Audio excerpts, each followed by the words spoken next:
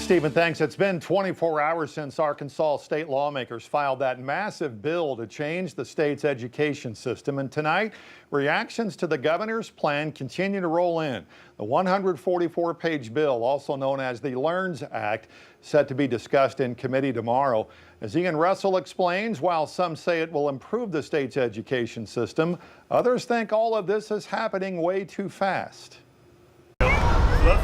The most transformational education legislation that not only our state has ever seen, but frankly, that our country has ever seen. At a packed event at the Capitol, we heard for the first time from the person leading the charge for educational change in Arkansas. I think it's great, but it's less about how I feel and more about the impact that I think that this is going to have for Arkansas students. There's plenty of things that change the way education is handled in Senate Bill 294, the Arkansas LEARNS Act. Across its 144 pages, there are lots of different topics covered: school choice, teacher pay, school safety, and more. So this is historic. It starts all the way from early learning to post-secondary, and it's exciting. Jacob Oliva, Arkansas's education secretary, says they're not rushing to get the bill through, and he doesn't expect anyone to oppose. I don't anticipate any pushback. We take feedback from anybody, and we're open to additional ideas and thoughts, and we want to work to get it right. Of course, there are others who don't like what this would do.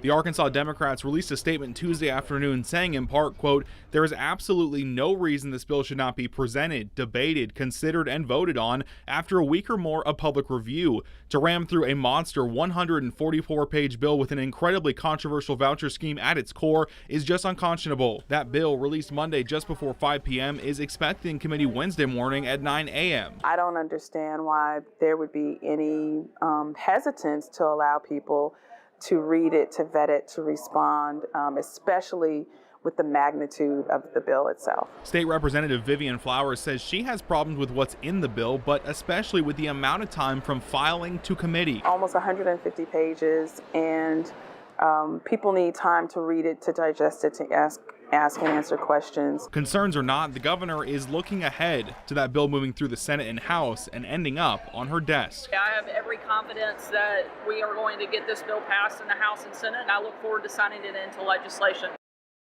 That was Ian Russell reporting. Now, the Senate Education Committee expected to discuss the bill tomorrow morning at 9. Sponsoring Senator Breanne Davis told us they actually moved rooms to accommodate everybody they expect to be there. We will have any developments, of course, from that committee meeting tomorrow right here on Channel 5.